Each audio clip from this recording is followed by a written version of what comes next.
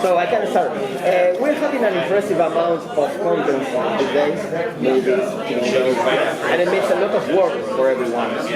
Do you think that the hours to compose your thoughts are shortened, and how much does it really affect the artistic side of his work? It's about two brothers. It is a reality of this business that the deadlines are tight. And it is also a reality of this business that making the score is a lot of work and it takes a lot of patience. That is just occupational hazard. I personally appreciate it because I love that I'm forced to move on to different ideas, and forced to work quickly. I think if I didn't have the pressure to work quickly, I might get stuck on an idea. I would get stuck with perfectionism. I think that's something, you know what, this sounds great, it's good enough. Could I spend another 2 weeks on it and make it 2% better? Maybe, but we don't care about that right now because I have this approach to it. I think the artistry is baked into that process. There is just as much amazing inspiration, magic, musical artistry that can come from having to go with your first and show an idea as opposed to your 8th or 10th idea. Does that answer your question? Yes. Thanks. Christophe, right? Yeah, so probably Chris. Okay. Yeah. So for Hawkeye, there's two very different vibes. There's actions and there's Christmas. Yeah. When you get that kind of a challenge, how do you kind of work between those two very different vibes of the music? Yeah, it can be very challenging. And in fact, the first vibe that we all explored and that we left behind was film noir, which was a whole different thing. And then it sort of morphed into this Christmas thing. I think that when it really works best in Hawkeye is we have two big action set pieces that are based on actual classic Christmas melodies. I believe one is Carol of the Bells, one is and it was great to be able to take those actual famous Christmas tunes, arrange and orchestrate them like an action sequence. So you have the literal blending of those two vibes right there in that. In those two sequences, but there's more nuanced versions of it too, where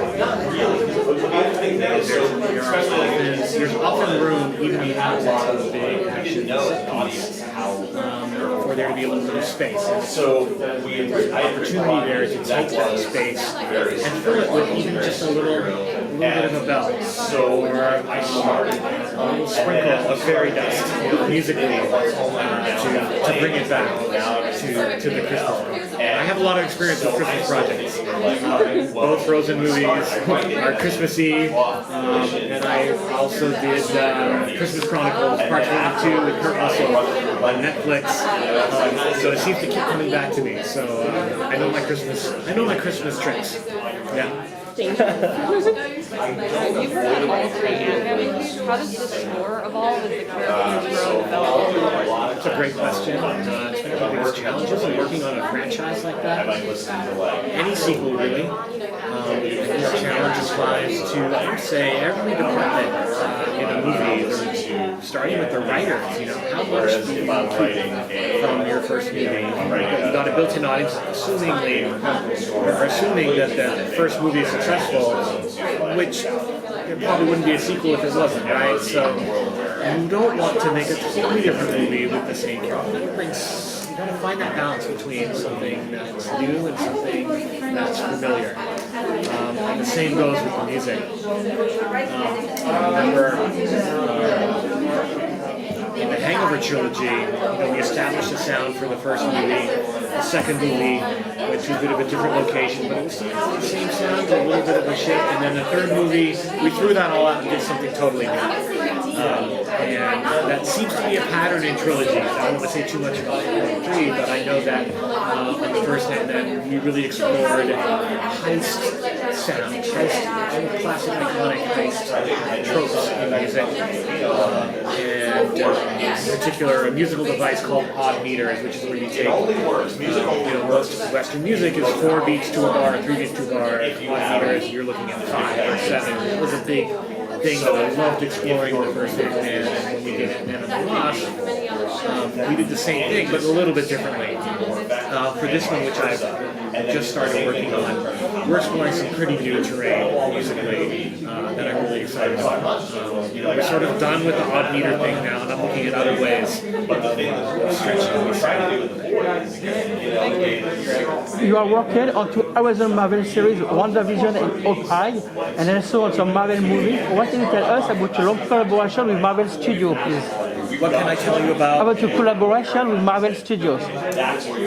It's my, honestly, one of my favorite relationships in my entire career has been with Marvel. I love working with them. They make incredible movies and TV shows.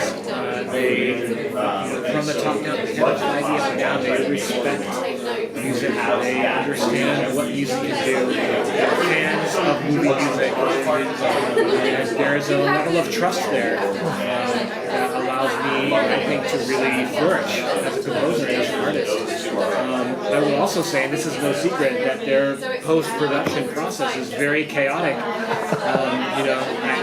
I sometimes want to go to them and be like, hey guys, this process would be so much smoother if we could just, get the visual effects done here, and if we could just, like, what am I going to tell them, how to make their movies? I mean, look at their track record. They're doing just fine without my advice. So one thing I learned very early on in my relationship with Marvel was to adapt to the way that they like to work.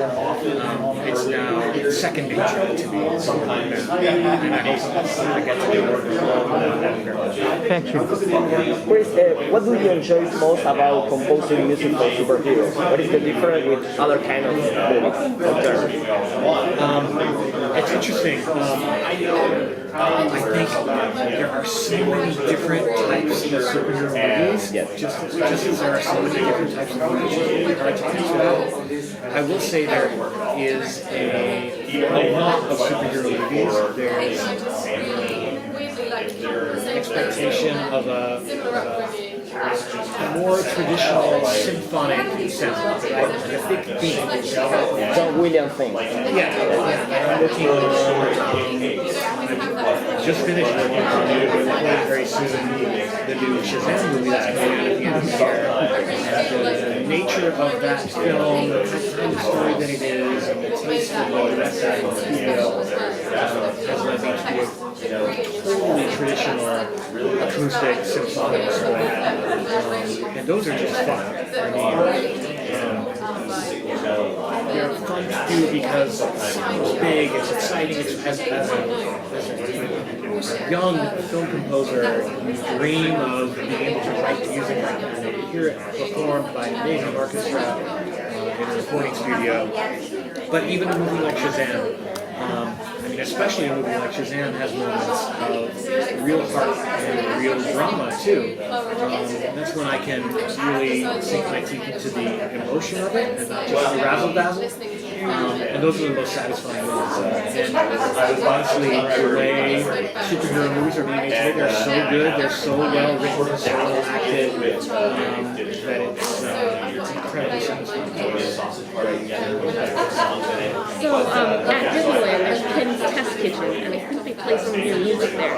Kim's Test Kitchen? Yeah. Did you ever anticipate any of your music playing at a Disney park? No, I'm thinking of Avengers Campus, where they play a little bit of Eggman. I remember I brought my fiance there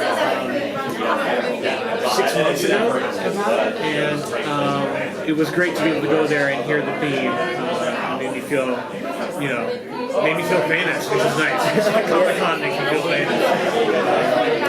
I also, there's a moment on the Universal Studios tram ride Perfect timing. where they play a little bit of my music as they show a clip from a scene from a movie that I worked on.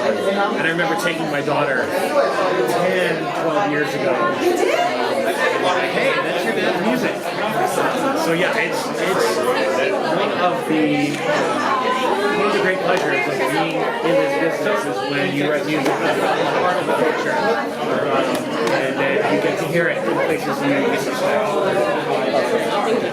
Who's your favorite? That's not a fair question. So my favorite composers of all time would be John Williams, Jerry Goldsmith, Ennio Morricone. Great. Thank you. I'll just